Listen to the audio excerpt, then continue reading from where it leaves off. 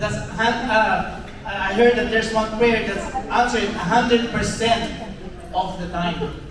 So if I ask you, do you believe your prayer is answered 100% of the time? Yes? Well, this prayer is surely answered 100%. And this prayer is simple. It is, "Come, Holy Spirit, come." You invite the Holy Spirit, He will not deny Himself to you. And so that's what we've been doing throughout this day, is invoking the presence of the Holy Spirit in us. So I know God is present here, especially with the pray over with us believers, that this is a gift of God to us, to be a people of faith, to be able to come to Him and ask Him for anything. So we heard that in the sessions earlier, right? Ask, seek, and knock. We don't receive because we don't ask, and we don't seek. So earlier during the praise and worship, we did lose power to the equipment. But as I was praying over there, I believe it is not technical difficulty. It is divine intervention. And I will let you know why I feel that way. So again, just a simple prayer. Bow your heads. Heavenly Father, you have filled us with your Holy Spirit, and you have given us the talks about spiritual gifts. And as we continue in our spiritual journey, reveal those gifts that you have given to us, and allow us to learn about the gift of prophecy. Amen. So, I've been in the community since 2007. And for those who have been part of the early beginnings of the community, how many of you are familiar with the discerner? Okay, so there's only a few people, right?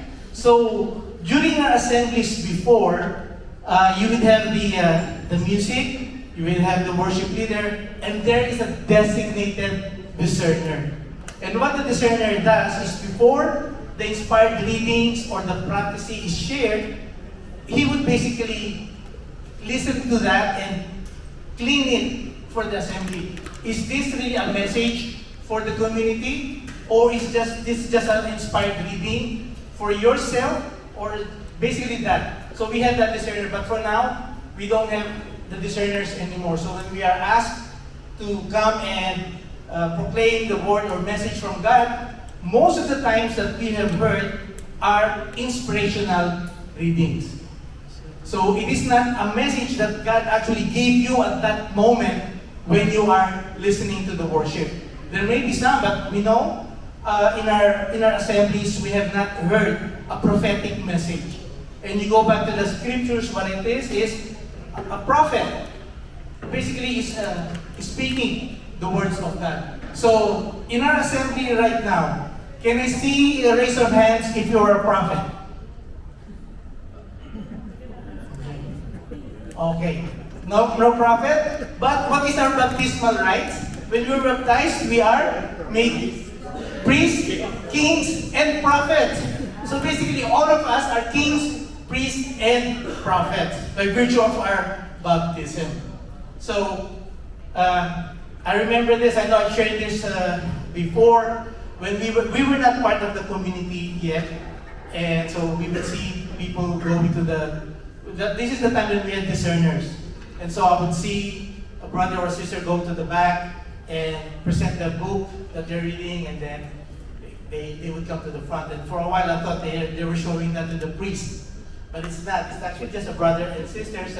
That's what we are called to do. So how many of you have experienced the Spirit really present in our assembly, where you actually are hearing God's word speaking to us? So maybe there's not a lot, right? Because of too many noise.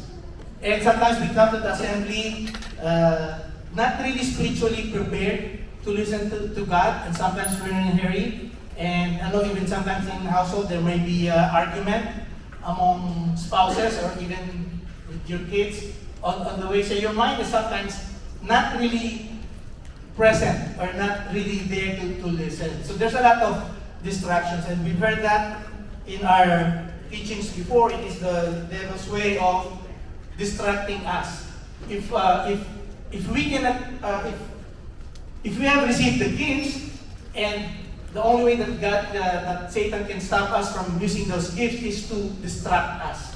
So that those can be happening in our life. So when we were baptized in the Holy Spirit during our Christian life seminar, we have received the gifts. How many of you have received the gifts of tongues? Raise your hands. Okay, don't be timid, you can raise it higher so I can see. Okay, gifts of tongues. How many of you did I hear during our worship today with that gift of tongues? Maybe not a lot, right? It's really not a lot. But I was in one of our assemblies before. I don't know if you know this. This is a while back. Father Bob Hills. He's a charismatic priest.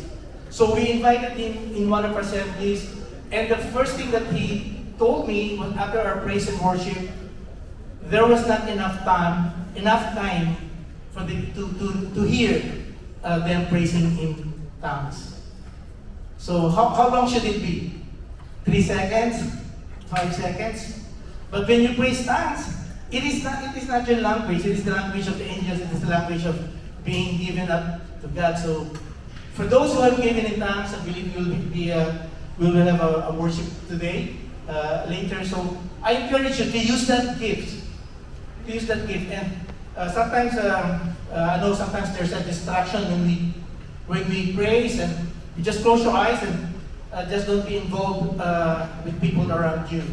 And I know at that time as well, we would have coffee in the back, but when we praise, it is God present there. So how could we be going in the back when we're doing praise and worship and you have people in the back drinking coffee or making coffee? It's like kind of distraction, right? So when it's time to praise, to do our praise and worship, everybody should be in front. So prophecy is a useful tool in building up the Christian assembly gathered in prayer. So, as families empowered by the Holy Spirit, whose mission is to renew the face of the earth and to bring as many souls to God, it is very important for us as MFC, Missionary Families of Christ members, to hear the Lord and do what He commands. So we are not just hearers of the word, but doers of the word as well. So there's a lot of times, a lot of teachings that we've done, and it's not enough just to hear them, right? So, but we have to do them as well. I know Deacon Gabby mentioned that earlier, right? So it's not enough just to have faith, but to have faith in action as well. So this is one way of one way that God speaks to us is through the gift of prophecy. In 1 Corinthians 14:1, set your hearts on spiritual gifts, above all, the gift of prophecy. So, how many of you wants to be a prophet? Come on, you don't want God speaking through you? Everybody, I want that, right? I want to experience God speaking through me. So, look to your people on your right and your left and repeat this to the two brothers and sisters. Come on, look to one another and say, set your hearts on spiritual gifts, above all the gift of prophecy. So that's what each one of you wants to be a prophet in our community, right? So we just don't want to be, what will we do? There's no message from God. So our community will die if there is no prophet. And I believe our Servant General, Brother Frank Padilla, is a prophet of God. He gives us the directions year after year after year of where our community is heading. And sometimes we may not understand it at the time, but you look back, we don't see it, but it happens in the future. So it is good that all of us are able to communicate, be used by God. And among the manifestations of the Holy Spirit, or the spiritual gifts, prophecy can most contribute to the good of the whole. So, let me go back earlier to when I said the technical difficulty is not a technical difficulty. When I was there listening earlier, because I've already prepared for my talks, it talks about us worshiping God. And do we know how many are, in our assembly, what is the first part of our praise and worship? The first part. No, not the gathering. Exhortation. Okay. So the first part of the praise and worship is exhortation. So the worship leader stands before you and exhorts you. Right? It can be a minute to 10 minutes long. It is not a teaching. It is there to excite you, to make you rise up and be excited. So in our assembly, this is what happens. How many songs do we sing? 3. How many slow? 1. How many fast? 2. Okay, so what sequence? Slow, fast? Fast? Fast, fast, slow. Why is that? Why is it in that sequence? Why is it that in that sequence? Okay, so we go back to, we have to read Brother Frank Padilla's book of entitled Worship. And we also have to, how many of you are familiar with our corporate worship manual? Okay. Corporate worship manuals, for those who are doing worship, you should be familiar with that. How many of you have attended music ministry workshop? It's only a few. Right? But that is part of who we are. So we don't understand how we are to worship as a community, how music is integrated into our worship, then we will have a hard time understanding what we do in our general assembly. So if you read the book of worship, what it is when we come into our assembly, it is an expectation of a very special guest. And who is that? God. We're expecting God Himself to be present in our assembly. And so when we sing the fast song, it excites us because God is right there at the parking lot. He's already parking his car at the parking lot. And we're excited. They announced, God is in the parking lot. So everybody, shout your praises. And now God is walking to the door. We do the second song. We are excited because everybody, God is at the door, entering the assembly. So we are excited. We sing the fast song and with praise and thanksgiving. The third song, it becomes slow. Why? Because it is a moment of, it starts with a moment of silence. Because now, God is no longer at the door. God is standing right in front of us. And so we have to take a moment of silence. God is speaking to us. And how does He speak to us? Through you as His prophets. And so you have to be aware of listening to God. And that's what happens in our assembly. If we do not see this, we will not appreciate our prayer assembly. Because for us, it is just coming, praying 2 fast songs and 1 slow song. 2 fast songs, 1 slow song. But we feel to acknowledge, God is there wanting to speak to us. And so you bring out your scripture, it can be inspired reading. But what we really want is for somebody to hear God speaking. So take a moment of silence to be able to listen. And what happens in our worship is the voices of the people rises up and the music dies down. And that's why I said that music turning off was a divine intervention because the music was taking over your praises. God cannot hear your praises. He had to turn down the music so He can hear your voice. That's what I was experiencing earlier. That's what God wants for us to happen. The music ministry, this is not in particular but in general, the music ministry is there to lead us. As we worship, the voices of the people rises up, the music dies down. Can we worship without the music? We can. We can worship without the music. And what I remember is the song Heart of Worship. Everybody or anybody familiar with the song Heart of Worship? Heart of Worship, right? I'm coming back to the heart of worship. When the music fades, actually, when the music fades, all is stripped away. You go back to that music by Matt Redman. That happened in their parish. Because they were so involved in the music. And so they stripped the music for a season. There's no music. You come before God as yourself. Can you come before God? That's what we do in prayers anyway. In our nightly prayers, I don't have any music. So we should be able to worship God. And that's what God wants from us. So when we come to our praise and worship, our voices should be louder than the instruments. Because they are just there to lead us. It is our voices that is lifted up to God. And then we hear His command and gives us through our gift of prophecy. So it is important for us to understand it, to yield to it, and to respond to it. And questions most asked is, what is it? How do I know when, what, and how to prophesy? How do I judge and respond to it? How do I grow in the gift? So,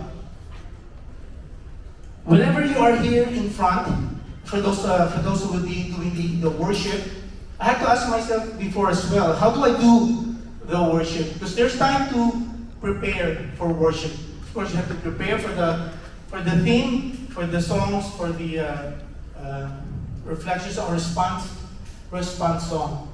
But the most important guide or advice that I received is you have to empty yourself. Because if you are full of yourself, there's no place for the Holy Spirit to come. Of course, you still have to do preparation, but we have to be guided that the worship can be changed by God at any time. If you're up there and you're prepared for a Thanksgiving thing, but if that is not what God wants for you to hear, then it can turn into about forgiveness or about repentance. So we have to be guided by the Spirit that speaks to us as worship leaders, and for the members who have been given the prophecy to be able to share this is what God wants you to do. And so I've been with the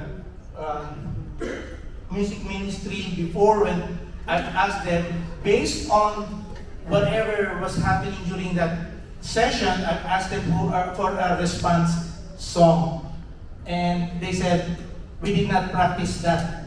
Can we play this? So it should be that we are open. Or for the music ministry, if we haven't practiced, that's fine. If one knows how to play even the guitar, then we just play it with the guitar, not the whole band. But the important thing is we know how to respond.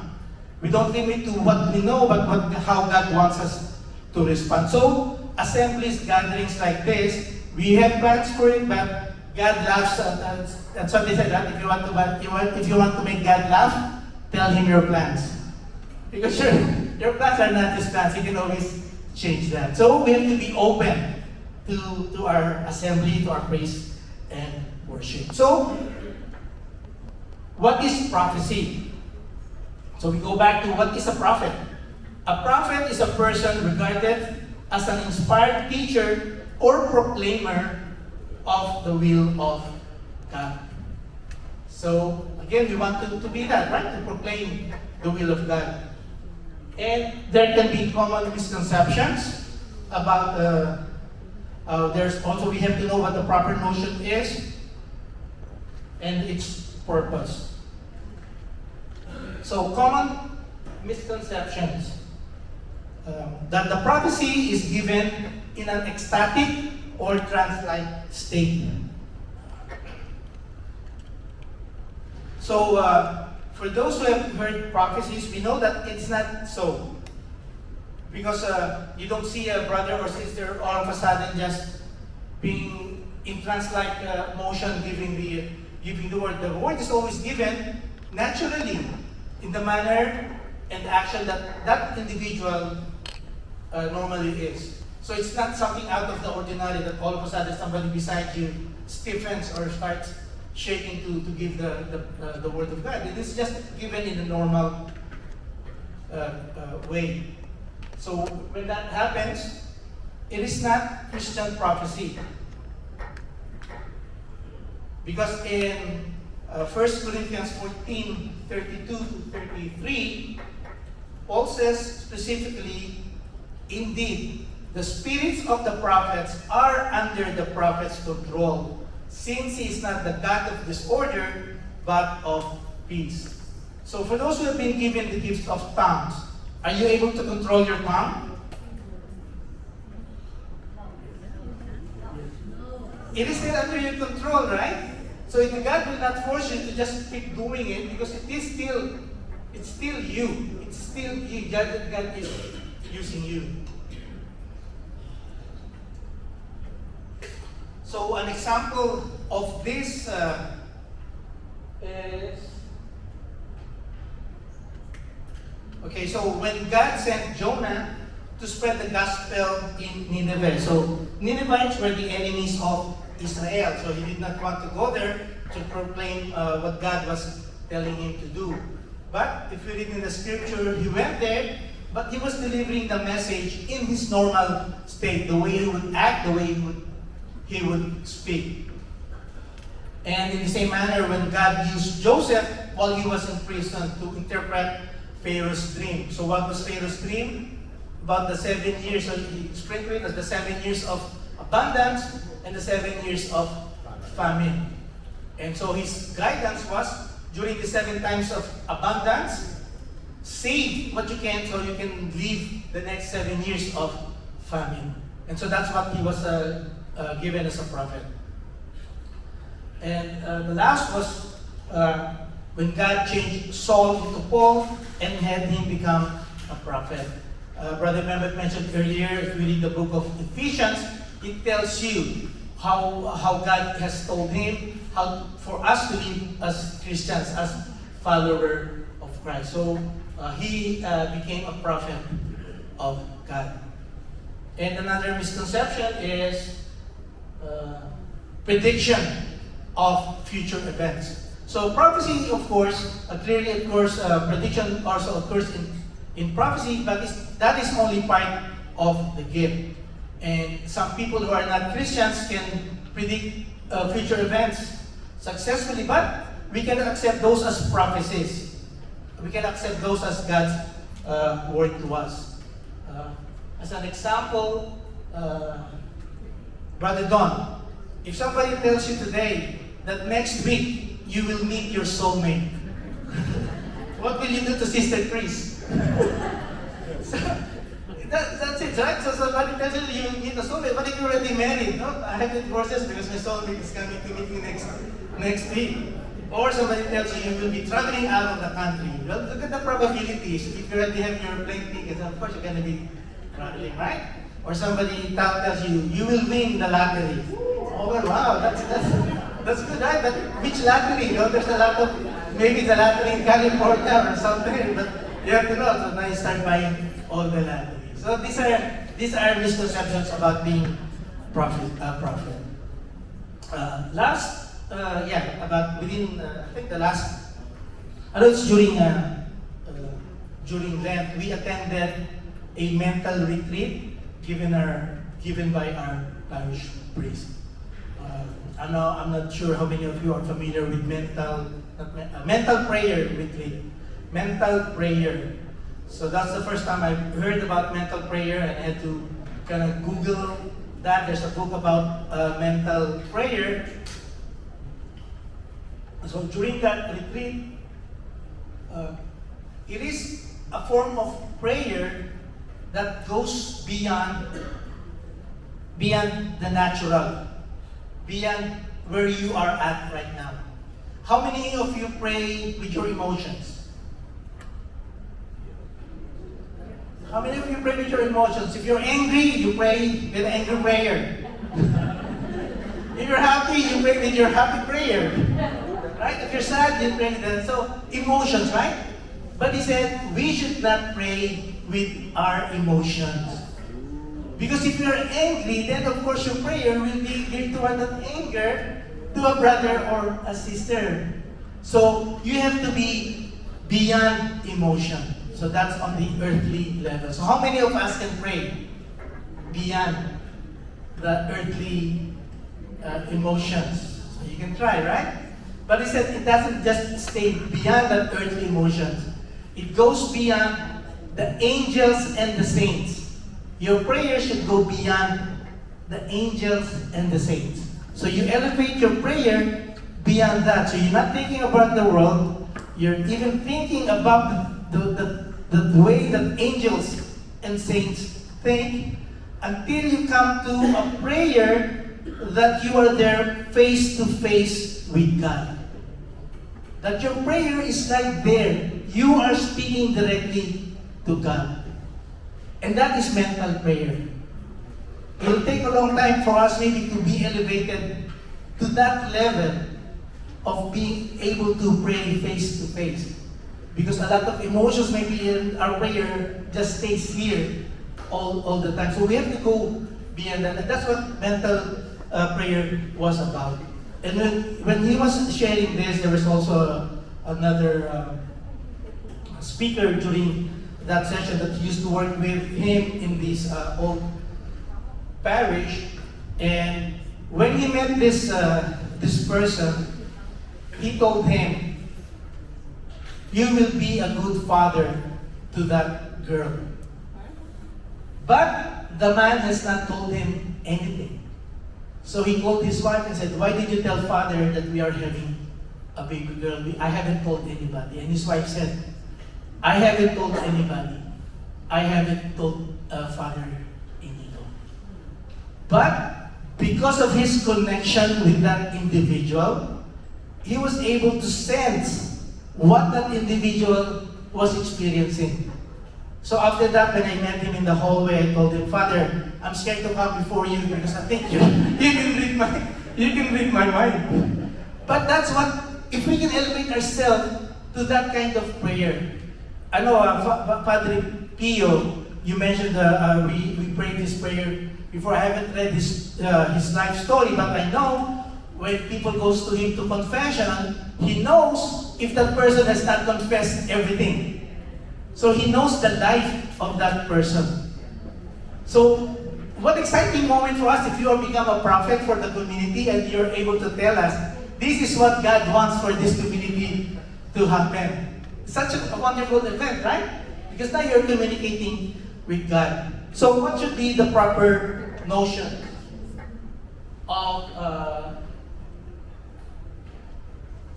prophecy? Prophecy is a gift by which God speaks a message through a person to us, or through a person to a specific person of group of people. And in Haggai 1:13, then the Lord's messenger, Haggai, proclaimed to the people the message of the Lord, "I am with you." So a good way of prophesying, giving message from the Lord to His people. It is delivered by a person who, under the inspiration of the Holy Spirit, uses his own voice and words to make known the message of God.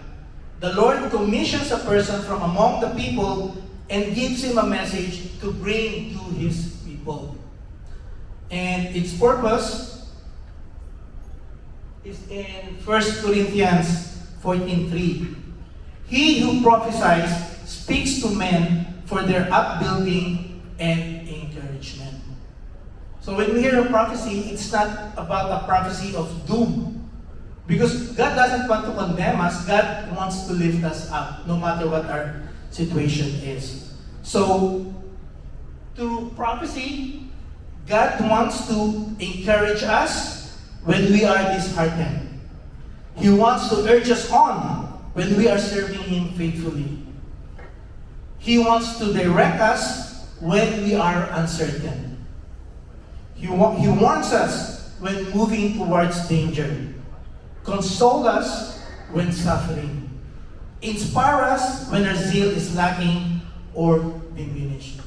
So this is the purpose of prophecy. To encourage, to urge, to direct, to warn, to console, and to inspire. And hopefully that happens every time we come to an assembly, that we hear God's message in all of this. So there are 4 distinct purposes for which God gives the prophetic gift to His body. Okay, so we have encouragement and exhortation. In Acts 15:32, Judas and Silas, who themselves were prophets, said much to encourage and strengthen the believers. And when we hear messages, it affects individuals in two ways. If you hear a message, it comforts the afflicted or afflicts the comfortable. So when sometimes you hear a passage or somebody speaking here in front, and you think, oh, I think this he's talking about me. No, I'm not talking about you, but the Holy Spirit is touching you that this is how you are living your life, and you have to change your life. And if you're in pain and you hear something comfortable, then that is God's ways of comforting you when you hear a message. So it is intended to revive a person's spirit, to strengthen him and give him hope. Words like "I love you" or "I am with you," received with faith, can be profoundly encouraging. How many times have you heard the word "Jesus loves you"? A lot of times, right? Jesus loves you, Jesus loves you. Okay, so let's just take it. But in different times, in different situations, those words can have a deeper meaning of really knowing, now I know Jesus loves me. Before, maybe it was just something, a cliche that we hear from everybody. But because of the experience, now there's a different sense of the Holy Spirit in you, telling you how God is present in you, how He really loves you. So, another purpose is conviction, admonition, and correction. So the Holy Spirit will reveal to us our sins so that we can turn away from them and be freed from its tyranny and escape condemnation. So as Deacon Gabby was sharing, he went to confession yesterday and he was full of joy because he's been freed. Right? But how many of us don't want to go to confession that we're still carrying that baggage? We don't want to let go of that baggage. But we can be free. And that's what the purpose of the prophecy is. To free us, to convict us, to correct us, and free us. And sometimes we hear the words, put away from yourselves your anger, your jealousy, turn your heart back at me. So we heard the word heart before, right? H is for hurt, E is for envy, A is for anger, R is for resentment, T is for timidity. Okay, so we want to go back to the teaching. We know we're preaching to the choir, right? Take away the stony heart and give us a heart of flesh for God. So God, that's how God convicts us. Third one is inspiration. So whenever you hear the words of the prophecy, whenever you hear the worship leader, it is not so much the words that you're hearing, but what has touched you, what has transformed you. You don't have to remember the words exactly, but you go back to that emotion, to that feeling that you've experienced. When somebody was praising earlier, or somebody was reading the scriptures, this is how I felt God was speaking to me. So it's not so much the word, but your response to that word. Just sometimes I can't even remember what was said, but I know what I felt at that moment. So, again, just to be able to lead the community is a worshipful response to God. Fourth is guidance. The guidance which we receive from God can apply to important directional matters as well as to specific individual needs. So, we have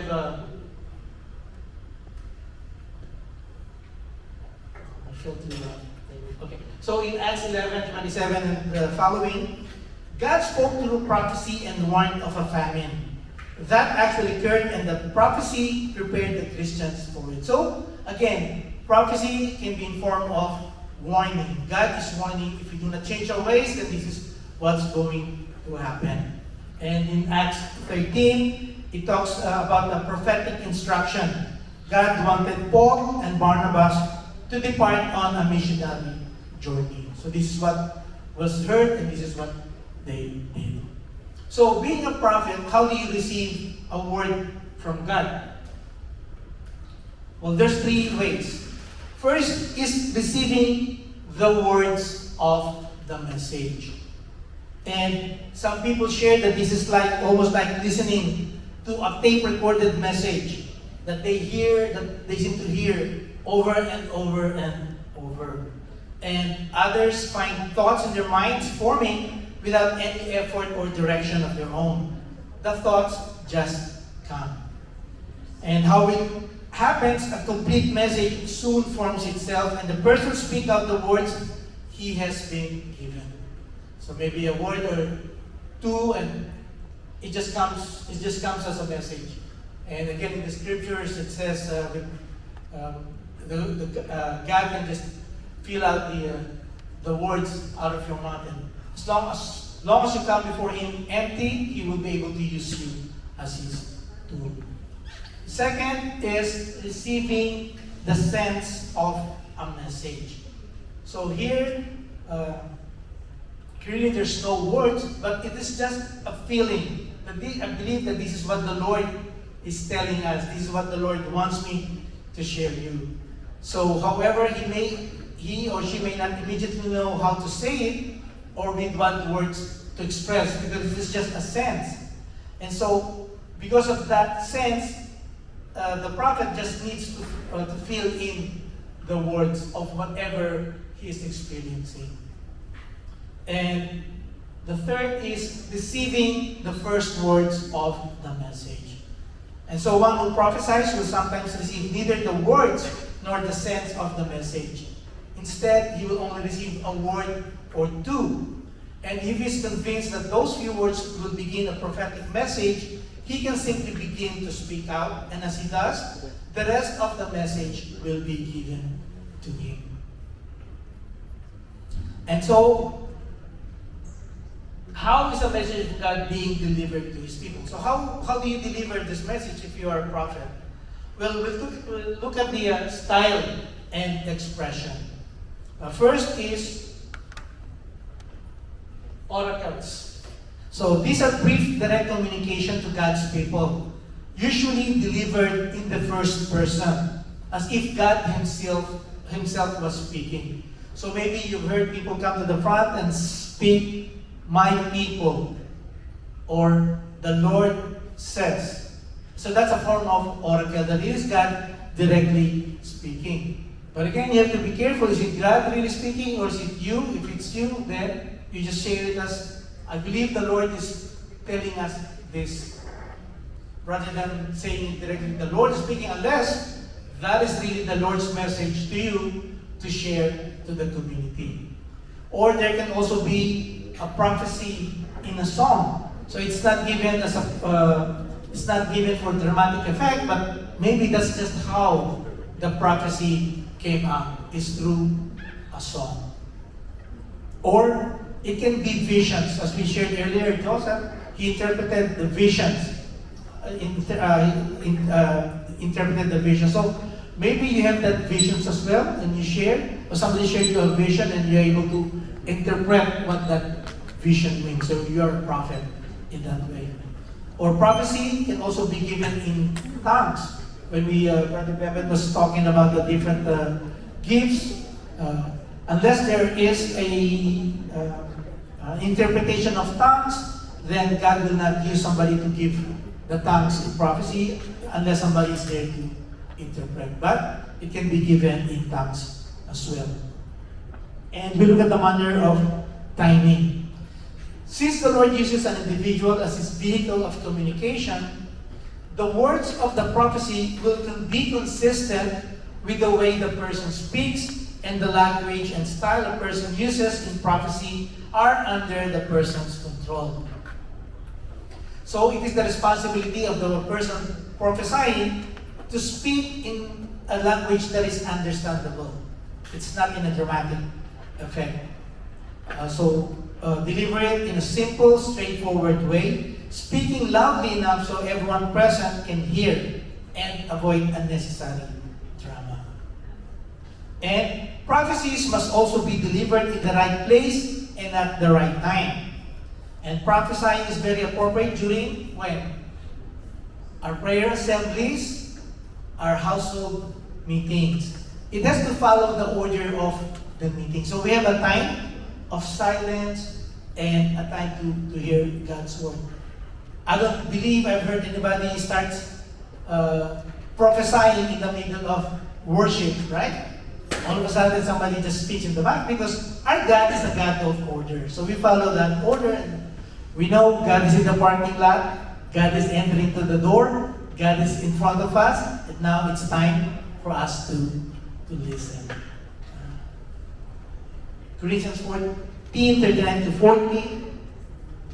Therefore, my brothers and sisters, be eager to prophesy and do not forbid speaking in tongues. But everything should be done in a fitting and orderly way. So, how are you anointed as a prophet? So, how can you tell if God is commissioning you to be a prophet, to be His prophet?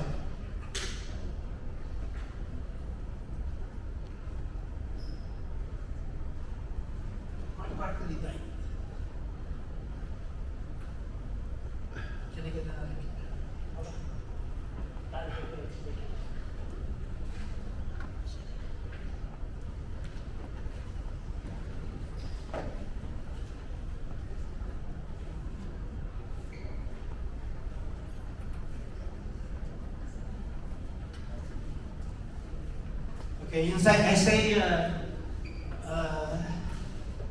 55:10. As the rain and the snow come down from heaven, and do not return to it without watering the earth and making it bud and flourish, so that it yields seed for the sower and bread for the eater, so is my word that goes out from my mouth. It will not return to me empty, but will accomplish what I desire and achieve the purpose for which I sent it. So, God gives you the message and the authority to proclaim it in His name. And when proclaimed, the Holy Spirit does things among the people. He unleashes His power. So again, going back to the simple words, I am with you.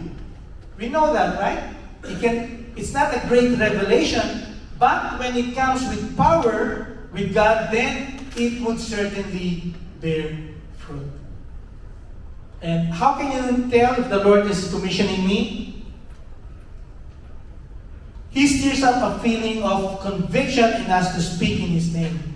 The action of the Holy Spirit as He prepares a person to exercise some of the spiritual gifts.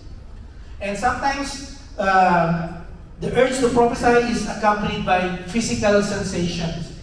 Sometimes maybe your hands become either cold or warm, or you feel some sensations in your body, or maybe you feel some wind blowing, or your heart palpitates or pounding that there is something that's going to happen. But it's not, more often than that, there are no sensations. And sometimes, if you wait for these sensations to happen, maybe it happened the last time, so you're waiting for it again to happen, and then you say it's not a prophecy because this didn't happen the last time. So we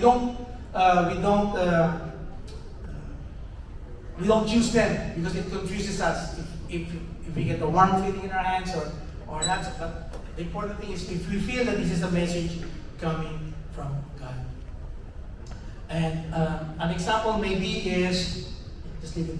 So an example maybe is in a prayer assembly. If there's a message that you feel that the Lord wants to speak and you did not speak it, and then another brother or sister spoke the same message, then it might be a true anointing on your part, but you didn't share your part.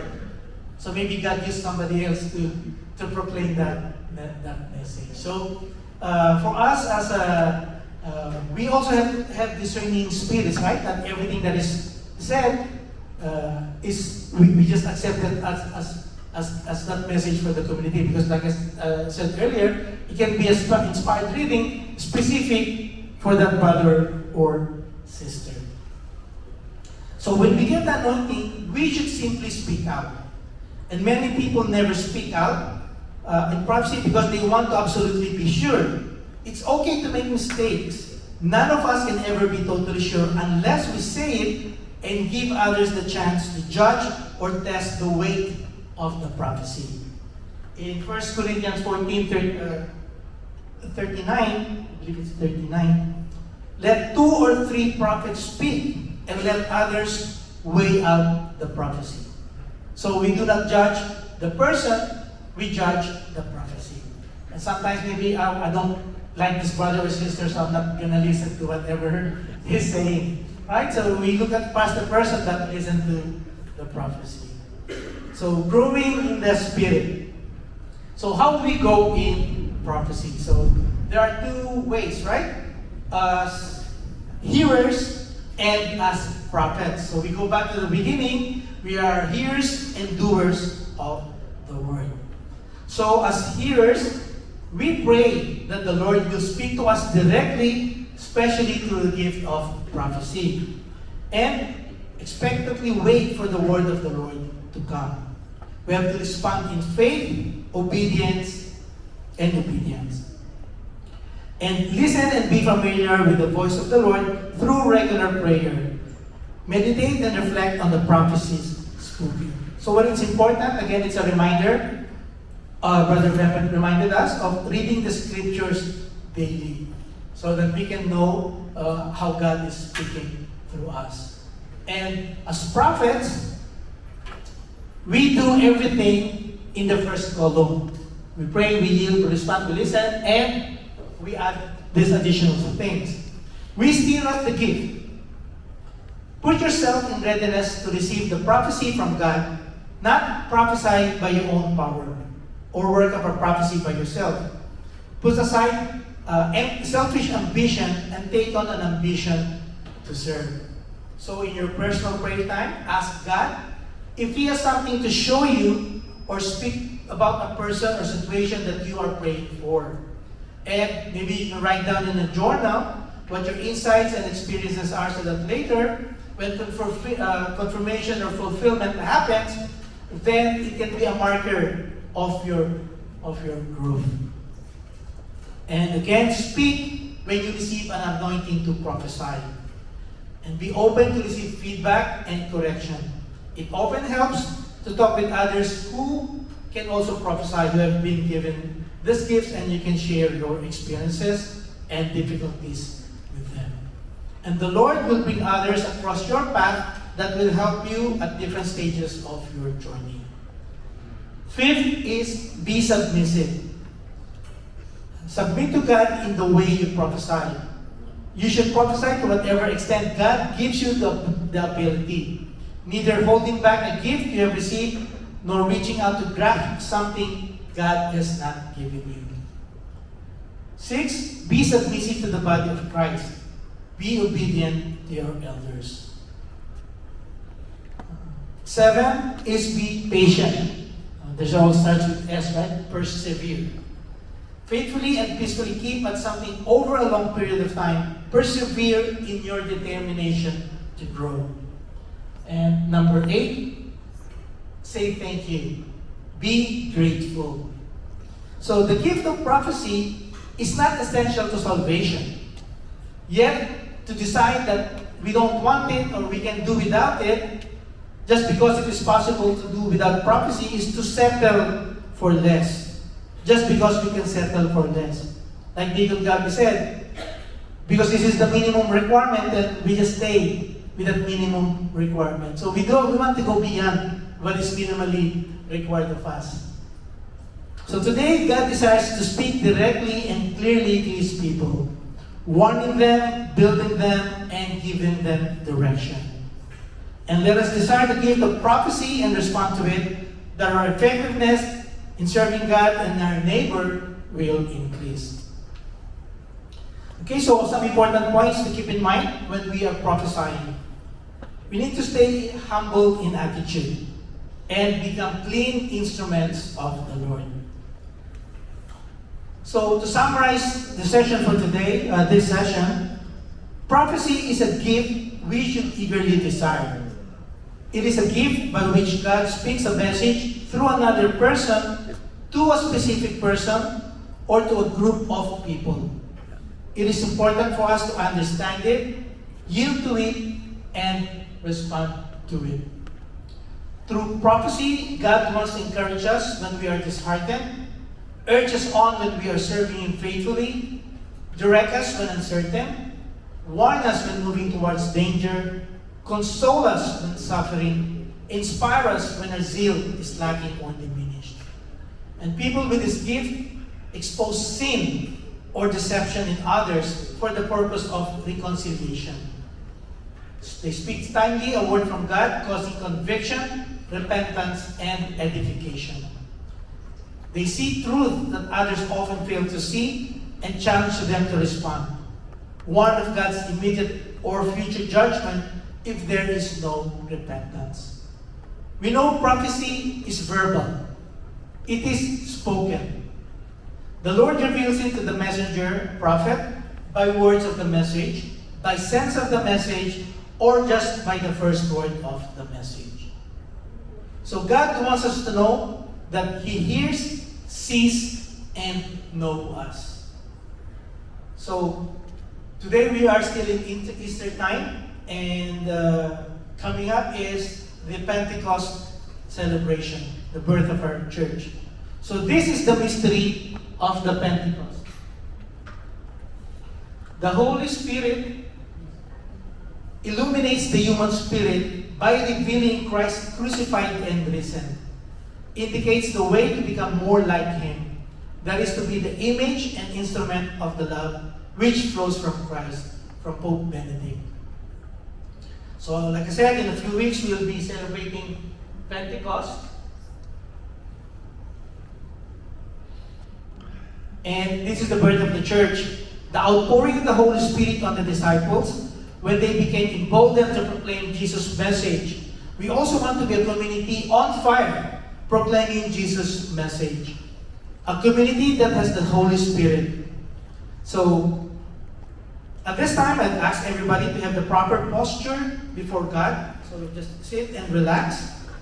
And bow your head and open your hands as I say this prayer for all of us.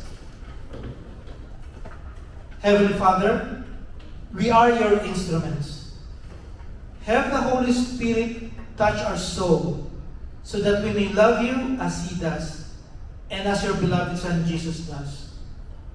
We want to thank you for this message and the blessings you have given us. Lord Jesus, only begotten Word of the Father, you promised in John 14, the Advocate, the Holy Spirit that the Father will send in my name. He will teach you everything and remind you of all that I told you. Fill us with the Holy Spirit and His understanding. O Holy Spirit, help us to say yes to whatever it is that you are calling us to do. Free us from our ignorance. Come, Holy Spirit, come and renew us. Amen. And as families empowered by the Holy Spirit, whose mission is to renew the face of the earth, we can help bring God's message to all. May God be praised. Amen.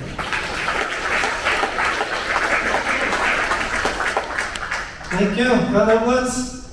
Can I ask I you, stop it, brothers right? and sisters, who among you I stop it.